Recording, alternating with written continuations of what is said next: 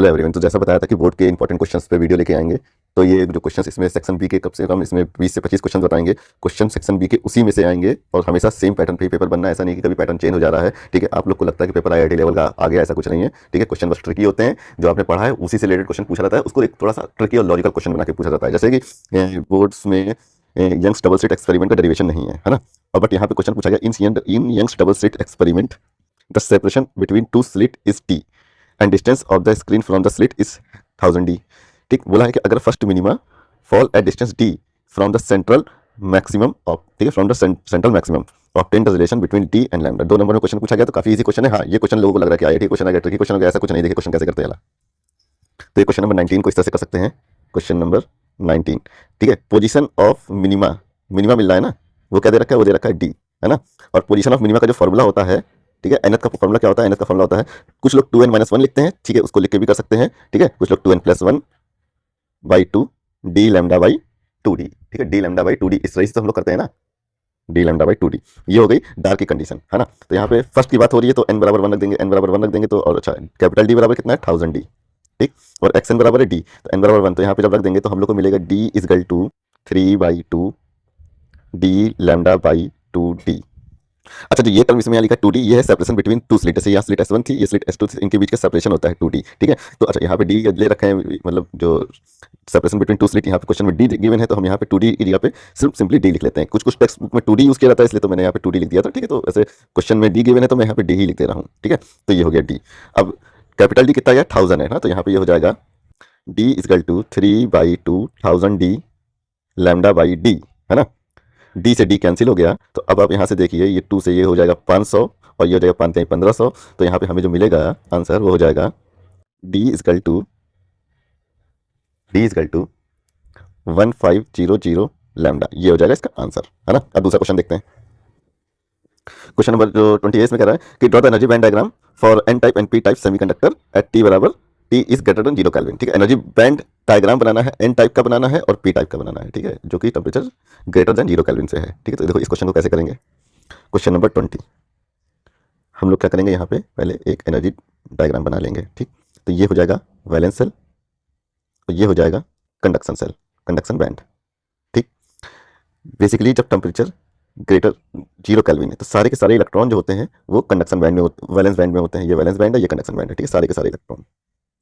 जैसे ही टेम्परेचर 0 से बड़ा होता है, हल्का सा स्लाइटली बड़ा होता है, मतलब टेम्परेचर जैसे ही 0 से स्लाइटली बड़ा होगा, ठीक है, तो ये जो कुछ इलेक्ट्रॉन है वो पहुंच जाते हैं कंडक्शन बैंड में, ये, ठीक है, ये ध्यान रखना है। और इसमें एक चीज़ और ध्यान रखनी है कि इसमें क्वेश्चन में क्या बोला गया था, क्वेश्चन में बोला गया draw energy band diagram for N type, यानी कि एन टाइप का मतलब क्या है कि उसमें डोपिंग हो चुकी है, मतलब ये एक्सट्रिंसिक सेमीकंडक्टर, मतलब इसमें डोपिंग कर दी गई है। मतलब इसमें जैसे एन टाइप में क्या होता है, एन टाइप में इलेक्ट्रॉन डोनेट करने वाला होता है, तो यहाँ पे डोनर एनर्जी लेवल भी आ जाएगा। तो हम लोग को जो डोनर एनर्जी लेवल भी इस बैंड का, इस एनर्जी बैंड डायग्राम में दिखाना पड़ेगा। तो जो डोनर लेवल है वो हम लोग इस तरह से दिखाते हैं, जो डोनर होगा वो उसका जो एनर्जी लेवल है वो कंडक्शन बैंड के पास होता है। तो हम लोग dot dot dot dot dot dot dot ऐसे बना सकते हैं। यहाँ लिख देंगे ई ए, ठीक है, नहीं सॉरी ई डी।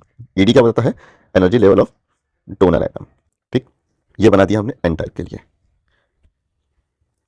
इसी तरह अब हम पी टाइप के लिए भी बना देंगे। ये हो गई एनर्जी लाइन और ये हो गया हमारा बैंड, ठीक है। अब यहाँ पे हम बना देंगे वैलेंस बॉन्ड, ये हो जाएगा वैलेंस बैंड। यहाँ पे बना लेंगे कंडक्शन बैंड, ये हो जाएगा कंडक्शन बैंड, ठीक, ये हो गया कंडक्शन बैंड।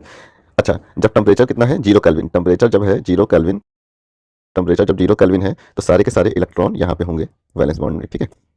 जैसे ही टेम्परेचर 0 से थोड़ा सा भी बढ़ेगा, मतलब ग्रेटर देन 0 होगा, तो क्या होगा, इसमें से कुछ इलेक्ट्रॉन जो होंगे वो कंडक्शन बैंड में चले जाएंगे। तो कंडक्शन बैंड चले गए, लेकिन ये जो सेमीकंडक्टर है वो तो हमारा जो सेमीकंडक्टर वो तो पी टाइप है ना, ये तो पी टाइप सेमीकंडक्टर हो गया। तो पी टाइप सेमीकंडक्टर में जो चार्ज कैरियर, जो मूविंग चार्ज कैरियर होते हैं वो होते हैं होल्स। तो इसमें होल्स को भी दिखाना होगा, तो हम लोग यहाँ पे होल्स दिखा सकते हैं इस तरह से, ये यहाँ पे होल्स, ये होल्स, ये होल्स, ये होल्स हो गए, ठीक है।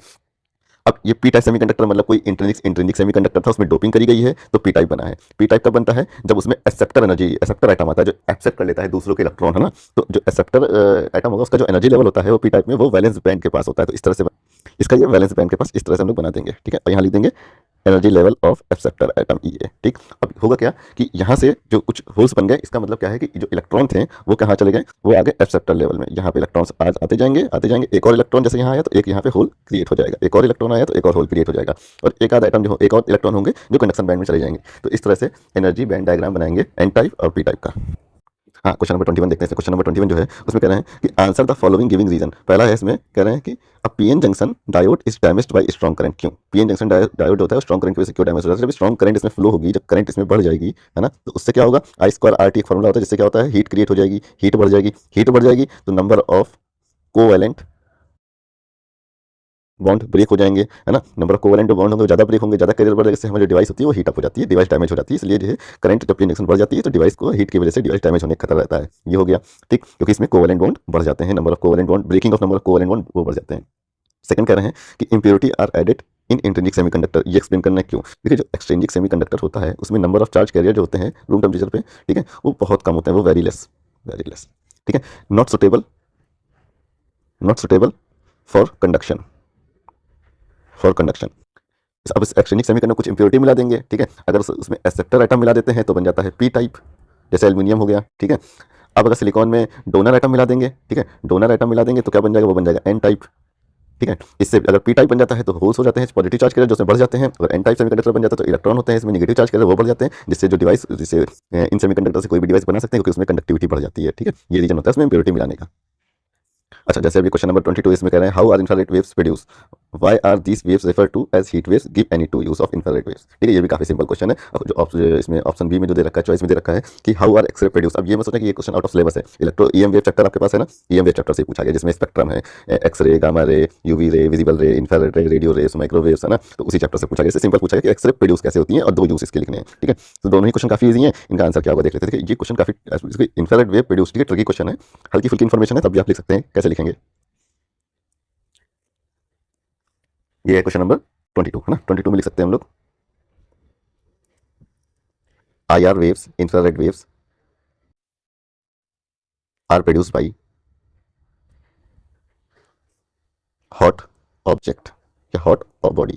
जो भी बॉडी गर्म बॉडी होगी, जो भी ऑब्जेक्ट हॉट होगा, जिसका टेम्परेचर मान के चलिए रूम टेम्परेचर पे अगर रखा है उससे ज़्यादा ही है, तो उससे जो रेडिएशन इमिट हो रहा होगा तो इंफ्रारेड रेडिएशन ही होगा। जैसे आप रूम में बैठे हैं, आपके रूम में 25 डिग्री टेम्परेचर है, ठीक है ना, और वहाँ पे कोई 30 डिग्री सेल्सियस की बॉडी रखी है तो आपको बॉडी गर्म सी फील होगी ना, इसका मतलब आपके हाथ में IR रेडिएशन आ रहा है ना। तो 30 डिग्री वाली जो बॉडी है वो रिलेटिवली रूम से तो गर्म है, तो वो ऑब्जेक्ट IR वेव्स निकालेगा, ठीक है। तो एक तो इस तरह से निकल, दूसरा कि या फिर जो भी किसी भी क्या कहते हैं ऑब्जेक्ट में जब एटम वाइब्रेशन जो कर रहे होते हैं ना, due to vibration of molecule, ठीक है, उस वजह से भी वाइब्रेशन जब होता है तो कोई भी जब ये क्या कहते हैं मतलब आयनिक बॉडी या आयनिक ऑब्जेक्ट, आयनिक चार्ज जो भी जो है वाइब्रेशन करेगा तो उससे इलेक्ट्रिक फील्ड में चेंज होगा, इलेक्ट्रिक फील्ड और magnetic field escalated magnetic field बनेगी और वो मिलकर बनाएंगे EM वेव्स। अच्छा, वो वाइब्रेशन बहुत ज़्यादा सिग्निफिकेंट लार्ज तो है नहीं, तो वो वेरी लो एनर्जी की वेव बनेगी जो होगी IR वेव्स। तो हम लोग लिख सकते हैं एंड वाइब्रेशन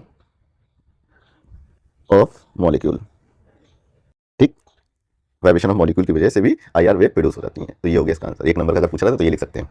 अब इससे पूछा जा रहा है कि ये जो IR वेव्स होती हैं ये क्यों ऑब्जेक्ट को गर्म कर देती है ना, ये हीट वेव की तरह क्यों रिफर करी जाती हैं, ठीक है। तो इसमें इसका बेसिकली आंसर ये होगा कि IR वेव्स ऑलवेज, ध्यान रखिएगा ये बहुत इंपॉर्टेंट फैक्ट है, ऑलवेज एब्जॉर्ब्स बाय वाटर, ठीक।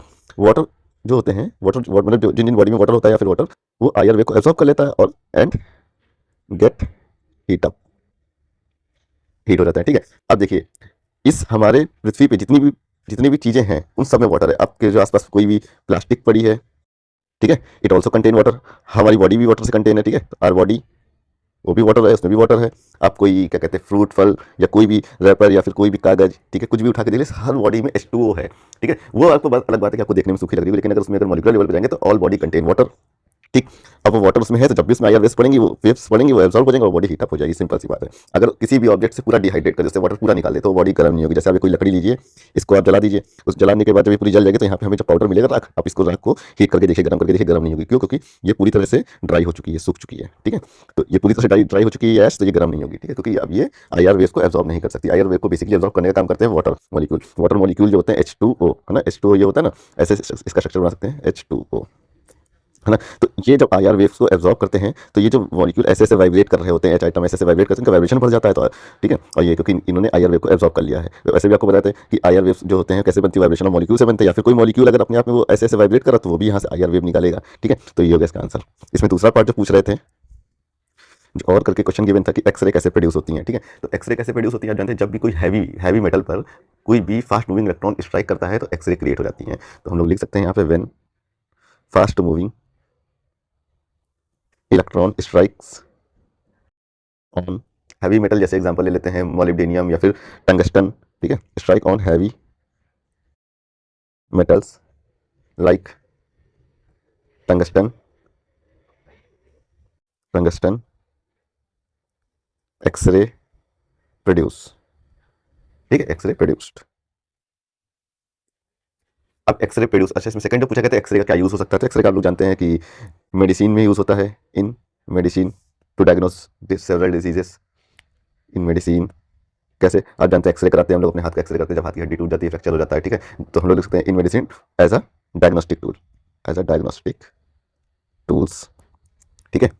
To find crack in metallic object, ठीक है, क्रैक फाइंड करने के लिए इसमें अंदर से कहीं ब्रेकेज होता है तो ये पता लग जाता है। और क्या यूज हो सकता है इसका, एक यूज और ये भी देख लीजिए कि टू स्टडी क्रिस्टल स्ट्रक्चर, ठीक है, एटॉमिक क्रिस्टल स्ट्रक्चर पता करने के लिए भी किया जाता है, ठीक है, टू स्टडी क्रिस्टल स्ट्रक्चर, एक तो ये यूज हो गया। इससे कैंसर का भी डायग्नोस किया जाता है, ठीक है। अच्छा उसमें आईआर वेव का यूज में लिख सकते हैं कि to dehydrate fruits in generation of green house effect, ठीक है, ग्रीन हाउस इफेक्ट में आईआर वेव यूज होती हैं, रिमोट सेंसिंग में यूज होती है, रिमोट स्विचिंग में यूज होती हैं, तो ये सब आईआर वेव का यूज होगा। आईआर वेव के तो काफी यूज है, आप लोग लिख सकते हैं। अब इसमें अगला क्वेश्चन देखते हैं, कह रहा है कि briefly explain how, briefly explain why and how a galvanometer is converted into a meter, ठीक है। इसमें कह रहा है कि पहला तो हमें बताना है, एक दो नंबर क्वेश्चन पूछा गया, तो पहला हो गया वाई बताना है, ये एक नंबर हो गया, हाउ बताना है, ये एक नंबर हो गया, ठीक है। तो गैल्वेनोमीटर को अमीटर में क्यों बनाते हैं, तो सबसे मेन रीजन जो है इसका वाई का आंसर हो गया कि due to its high current sensitivity, इसलिए गैल्वेनोमीटर को अमीटर बना सकते हैं, ये हो गया, ठीक है। और कैसे बना सकते हैं, हम जानते हैं कि जैसे अगर ये गैल्वेनोमीटर है तो इसके पैरेलल में एक रजिस्टर जोड़ देते हैं जो कि जिसकी काफी हाई वैल्यू होगी, ठीक है। इसको अगर हम लोग जोड़ देंगे,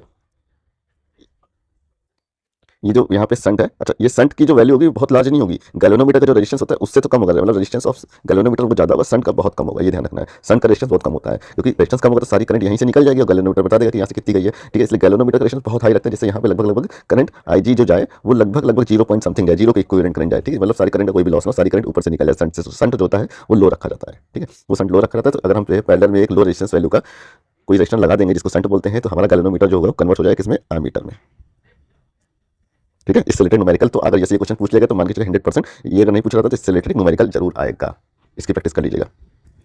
अच्छा इसमें क्वेश्चन नंबर 23 हो गया, क्वेश्चन नंबर 24 देखते हैं। क्वेश्चन नंबर 24 है, what is the mean by ionization energy, what is the mean by ionization energy, write its value for hydrogen atom. बहुत सिंपल क्वेश्चन है, ठीक है। आयनाइजेशन एनर्जी क्या होती है कि किसी भी एटम से, जैसे एटम था जिसके सेंटर पे न्यूक्लियस है, यहाँ जो आउटर सेल में इलेक्ट्रॉन है, इस इलेक्ट्रॉन को, एक इलेक्ट्रॉन को निकालने के लिए जो भी रिक्वायर एनर्जी होगी, ठीक है, रिक्वायर एनर्जी जो भी होगी उसी को बोलते हैं आयनाइजेशन एनर्जी, आयनाइजेशन एनर्जी, ये ध्यान रखना है, ठीक है। मतलब it is the energy required to excite an electron from atom, excite an electron from atom, basically इसको रिमूव कर सकते हैं, ठीक है, to remove electron from a atom, ठीक है। तो वर्ड इसमें फिजिक्स की लैंग्वेज में बोल देंगे कि energy required to excite an electron is known as ionization energy. और हाइड्रोजन एटम के लिए ग्राउंड स्टेट की जो आयनाइजेशन एनर्जी होती है वो होती है कितनी, 13.6 इलेक्ट्रॉन वोल्ट। कैसे आप निकालेंगे, हम जानते हैं एनर्जी का फॉर्मूला होता है 13.6 बाई एन स्क्वायर, है ना।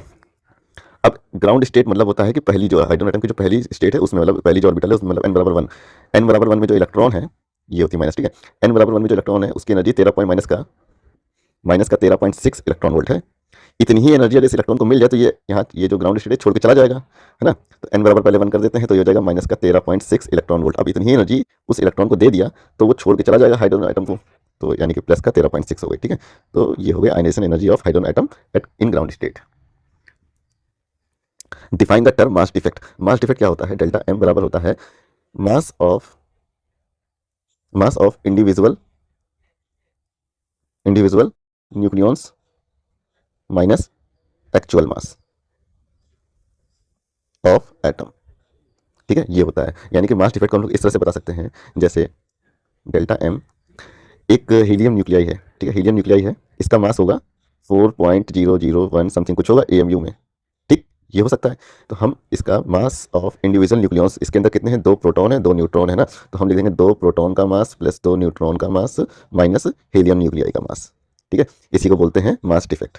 इसी को आप डेफिनेशन बना के लिख दीजिए, ठीक है, ये ध्यान रखना है। अच्छा how is it related to the stability of the nucleus.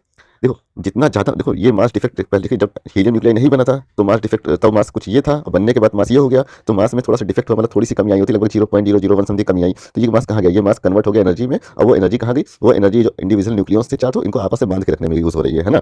अगर ज़्यादा मास डिफेक्ट होगा तो ज़्यादा एनर्जी यूज़ होगी, ठीक है, तो ज़्यादा एनर्जी यूज़ होगी तो ज़्यादा स्टेबिलिटी हो जाएगी, यानी कि ज़्यादा मास डिफेक्ट होगा तो बाइंडिंग एनर्जी इसकी बढ़ जाएगी। तो यही बोला गया है कि how is it related to the stability of nucleus, तो हम लोग लिख सकते हैं more the mass defect more will be binding energy, so it's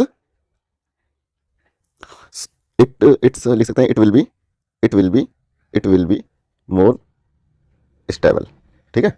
mass defect ज़्यादा होगा तो उसके करस्पॉन्डिंग एनर्जी ज़्यादा होगी, मतलब बाइंडिंग एनर्जी बढ़ जाएगी, मतलब उनको बाइंड करके जो पकड़ के रखने में जो एनर्जी यूज होती है वो बढ़ जाएगी, तो इससे उसकी स्टेबिलिटी बढ़ जाएगी। अच्छा, क्वेश्चन नंबर 25 कह रहा है कि a point object in air is placed symmetrically at a distance of 60 centimetre in front of concave spherical surface, जिसका रिफ्रैक्टिव इंडेक्स 1.5 है and its radius of curvature कितना है 20 centimetre, find the position of image form. ये पूछा रहा है, image की position पूछी जा रही है, क्वेश्चन नंबर 25 है इसमें, ठीक। इसमें यू कितना गिवन है, यू बराबर गिवन है -60, ठीक है, -60 लिख सकते हैं, मतलब एक ये कॉनकेव सरफेस होगा कुछ इस तरह का।